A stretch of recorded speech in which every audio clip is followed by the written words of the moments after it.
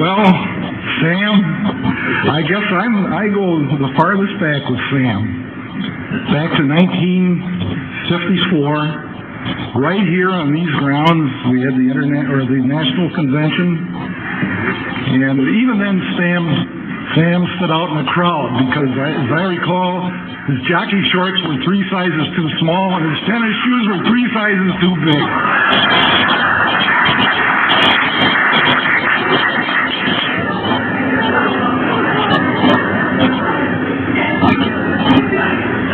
That whenever you'd make a contact going on the train, you would invariably put your briefcase at the edge of the seat against the window. Is that correct? Yeah, okay. 9 out of 10 times on the trip home, he would get off the train and he'd forget his briefcase.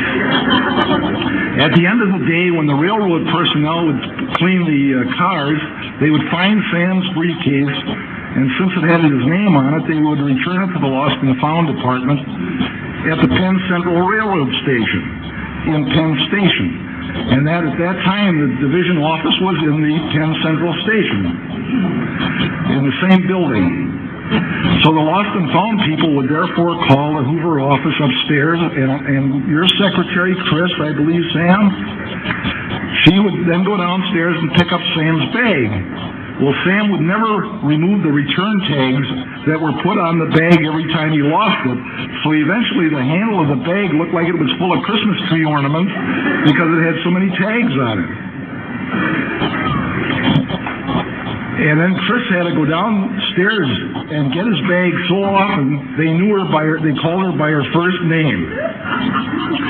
So then she'd bring the bag upstairs to the office, and then Sam would try to sneak it past Tom Monaco and Paul Coster, who shared the same office space with him, and he'd try to sneak it by because he was always embarrassed that he forgot it on the train so often.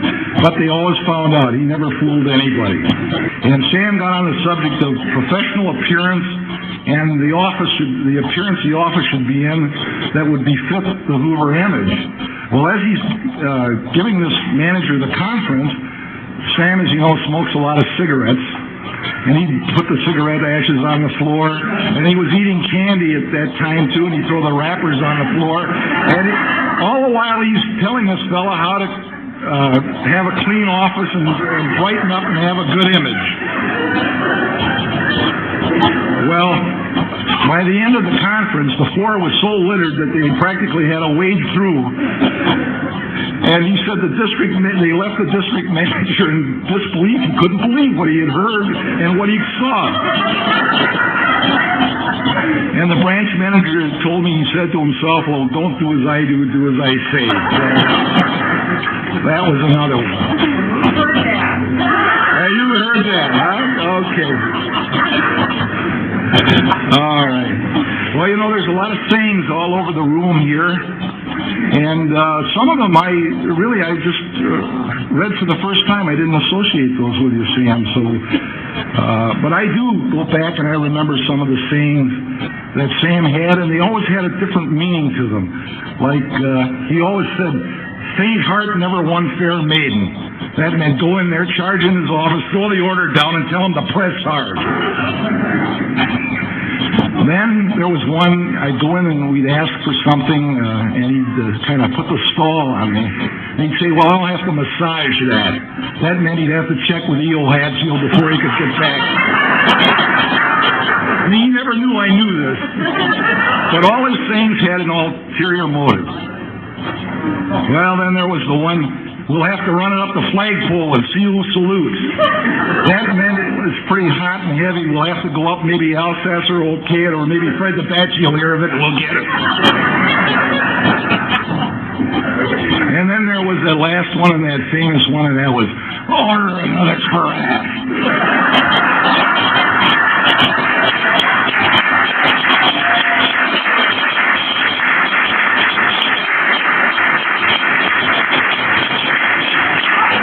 That meant we haven't got much time. I'm leaving tomorrow to go back to North Canton.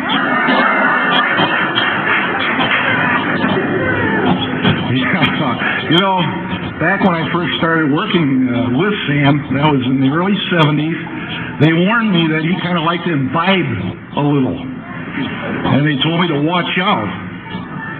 Well, I never noticed anything out of the ordinary, and I traveled with him quite a bit. Doesn't everybody have 3 or 4 carafes with dinner?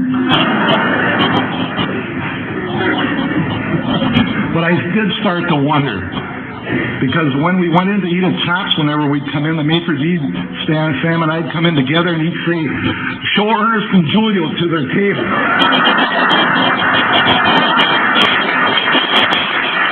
And I'm not going to mention the time you locked yourself out of the room in your jammy. I remember one time Sam and I were in New Orleans, and he mistook a bottle of toilet bowl cleaner for mouthwash.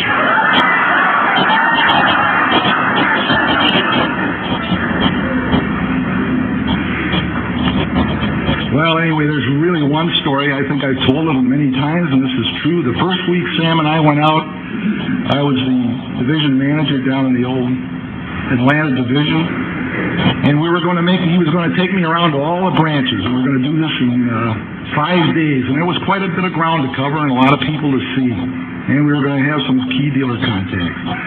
So he says to me, and I'm brand new, he said, "Look, now we're going to be gone all week and we're going to see a lot of people." He said, "I'll tell you what, I'll pick up the dinner checks and you pick up the lunches." Well, I'm not stupid. I figured, well, gee whiz, the dinner checks will be 4 or 5 times more than a lunch check will be. I said, "Sure, I'll do that." So we go around and we're having lunches, and before, lunch to me was, you go to a Denny's or something, and you have a $3.98 special. But here we went with some of these buyers and merchandise managers, and the lunches got to be $50, $60 a copy. And they always took you to the best, most expensive place in town. Well, it didn't, and then we'd go and we'd get on a plane and we'd fly to the next place. The same thing took place.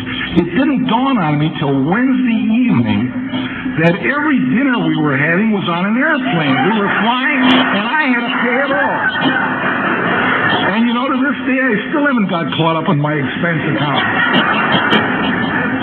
You remember that? I hope so.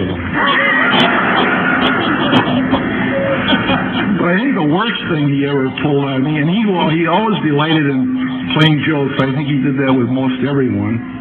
But one time in Miami, we went down there, and I think Bob Golden was their branch manager at the time, and he said, "Tonight, now, I want you to get all dressed up." He said, "I'm going to take you to the best restaurant in Miami." He said, "Now, this is class." He says, get your best suit on. He says, "And have it clean and fresh because you're very, fussy." So I did. I thought, gee, that's great. There's a lot of nice places in Miami. Well, let's see, I think we went in 2 cars. There was 1 car. Well, anyway, when we got out there, Bob Golden and Sam, they've got these Hawaiian shirts on, or just plain shirts on. I'm all dressed up in a suit and a tie, and there was somebody else with us at that, Dave Dewar, and he was in a tie and a suit. And we go up to this place, and it's one of these crab places where they give you a mallet and somebody hits it and squirts off 4 tables away. And they wrapped everything up in newspaper, and they're throwing it all over the place. It looked like a pig pen. And here I was in a suit. I never forgave you for that one. That was good. But anyway, they sing Sam's song, and Sam's got many sayings, but I don't know how many of you know that he's got a creed. And he never told too many people about his creed, unless you really got into his confidence, and that took a few carafes of wine. But anyway, I want to share it with you all tonight because I think it's fitting and proper. It's what Sam believes in. I think it's the reason for a lot of his success. And I had it framed for you, Sam, and I know you know what it means. It says, "Old age and treachery will always overcome youth and skill."